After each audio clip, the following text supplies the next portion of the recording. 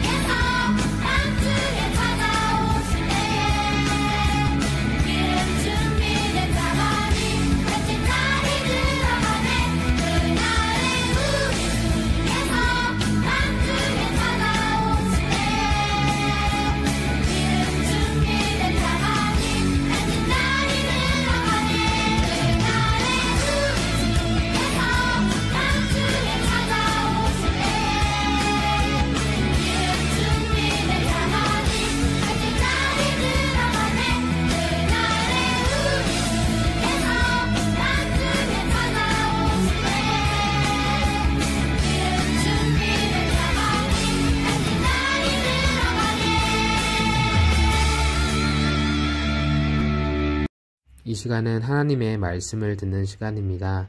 오늘 본문 말씀은 사도행전 1장 5절에서 8절 말씀입니다.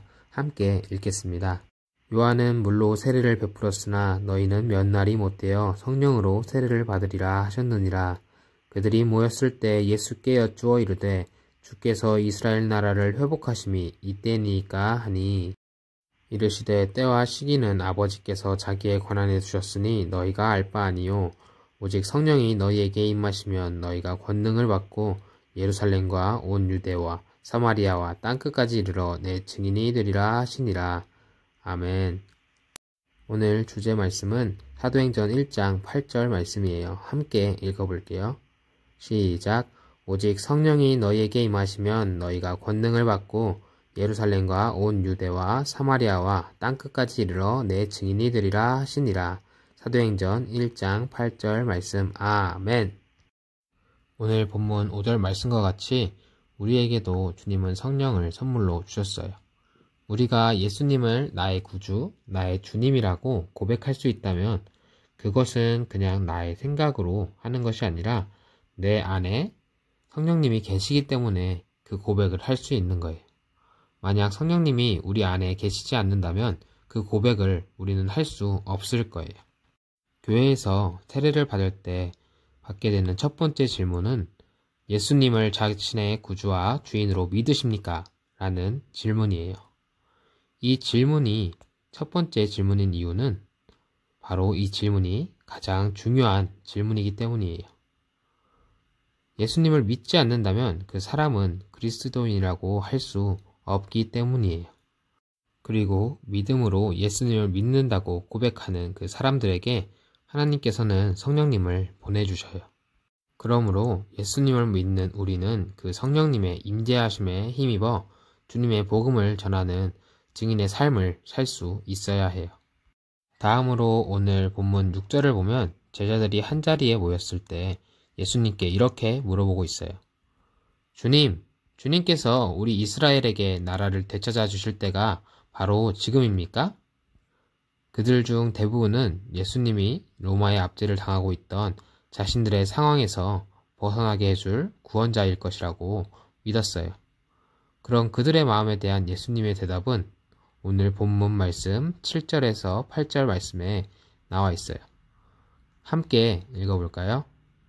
이르시되 때와 시기는 아버지께서 자기의 권한에 두셨으니 너희가 알 바 아니요 오직 성령이 너희에게 임하시면 너희가 권능을 받고 예루살렘과 온 유대와 사마리아와 땅끝까지 이르러 내 증인이 되리라 하시니라. 아멘. 예수님께서는 그날의 때와 시기는 철저히 하나님의 권한이니 그것이 관심의 초점이 되어서는 안 됨을 말씀하시고 동시에 우리가 정말로 관심을 가져야 할 것은 주님이 다시 오실 그 날을 기다리는 자로서 우리의 자세임을 말씀하고 계셔요. 그리고 그 자세는 바로 8절에 기록되어 있는 증인의 삶이에요.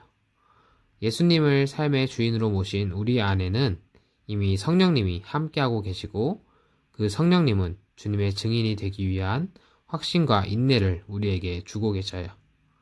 또한 8절 말씀에는 우리가 증인이 되어야 할 곳의 범위를 말하고 있는데 그 범위를 예루살렘과 온 유대 지역 또 사마리아와 땅 끝까지라고 말하고 있어요. 여기서 예루살렘과 온 유대 지역은 우리가 봤을 때 거리적으로나 심적으로 우리에게 친근하고 익숙한 가족, 친척, 친구, 이웃 등이라고 생각할 수 있을 것 같고 또 사마리아와 땅끝은 우리나라가 아닌 다른 나라, 다른 민족 또 우리나라와 같은 나라에 있지만 소외된 이들이라고 생각할 수 있을 것 같아요. 그리고 증인된 삶을 살라고 하셨는데 증인된 삶을 사는 것이란 어떠한 삶을 말하는 걸까요? 증인으로 사는 삶이란 먼저 나 자신이 예수님을 믿음으로 인해 구원을 받았음에 확신을 가지는 거예요. 그렇다면 우리는 그 확신을 어디서 얻어야 할까요? 그 확신의 뿌리는 하나님이 우리에게 주신 이 말씀 속에 있어요. 따라서 우리는 항상 말씀을 가까이 하며 곁에 두고 성령님께 우리의 마음의 문을 열고 성령님께 시선을 맞출 수 있어야 해요. 두 번째로 증인으로서의 삶은 행동으로 나타날 수 있어야 해요. 이 말은 우리의 삶은 예수님의 증인임을 드러내야 한다는 말이에요. 즉 진정한 그리스도인으로서 세상을 살아가야 한다는 말이에요. 우리가 교회에 다니는 사람이라고 다 그리스도인이라고 할 수는 없어요. 또 교리를 정확히 하게 안다고 성경을 많이 읽었다고 해서 그 사람을 그리스도인이라고 말하지는 않아요. 진정한 그리스도인이란 예수님의 뜻을 따르고 그 예수님과 닮아가기 위해 살아가는 사람을 말하는 거예요. 다음으로 성경 본문이 쓰여질 때 사용된 언어인 헬라어에는 마르투스라는 단어가 있는데 이 마르투스라는 말은 증인이라는 뜻과 순교자라는 뜻을 같이 가지고 있어요. 증인과 순교자라는 두 가지 뜻을 마르투스라는 한 가지 단어로 사용한 이유가 뭘까요? 전사님은 이 마르투스라는 단어 속에 증인된 삶은 순교자와 같이 주님의 뜻을 위해서라면 어떠한 희생을 치르더라도 주님을 따르는 삶이라는 뜻을 담고 있다라고 생각해요. 따라서 우리에게 사명으로 주어진 증인으로서의 삶은 가까운 가족, 친족, 이웃에서부터 거리적으로 혹은 심적으로 먼 곳에 있는 소외된 자들을 위해 비록 내가 손해와 희생을 치러야 한다고 할지라도 기꺼이 감수하며 주님의 사랑을 전하는 삶을 살아야 한다는 것이에요. 우리 초등부가 성령의 역사하심을 힘입어 주님의 증인된 삶을 사는 진정한 그리스도인들이 되길 바라면서 기도로 마무리할게요. 기도드리겠습니다. 하나님 아버지, 오늘 말씀을 통해 우리의 삶을 다시 한번 돌아보게 하심에 감사를 드립니다. 주님의 전적인 은혜로 자녀된 우리에게 주님은 하나님의 나라를 위한 증인으로 살아야 함을 계속해서 말씀하심에도 다른 것에 관심과 마음을 빼앗겨 있었음을 이 시간 회개하며 주님께 나아가길 원합니다. 주님 오실 날을 기다리며 사는 자의 삶의 자세를 잊지 않고 주님의 증인으로서 삶을 잘 감당할 수 있는 우리 초등부가 되게 하여 주시옵소서. 주님 오시는 그날이 후회로 얼룩진 순간이 아닌 기쁨과 감사가 넘치는 순간이 될 수 있는 우리 초등부 되게 하여 주시옵소서. 우리 주 예수 그리스도의 이름으로 기도드립니다. 아멘. 다 함께 주기도문하심으로 예배를 마치겠습니다. 하늘에 계신 우리 아버지, 아버지의 이름을 거룩하게 하시며 아버지의 나라가 오게 하시며 아버지의 뜻이 하늘에서와 같이 땅에서도 이루어지게 하소서. 오늘 우리에게 일용할 양식을 주시고 우리가 우리에게 잘못한 사람을 용서하여 준 것 같이 우리 죄를 용서하여 주시고 우리를 시험에 빠지지 않게 하시고 악에서 구하소서. 나라와 권능과 영광이 영원히 아버지의 것입니다. 아멘.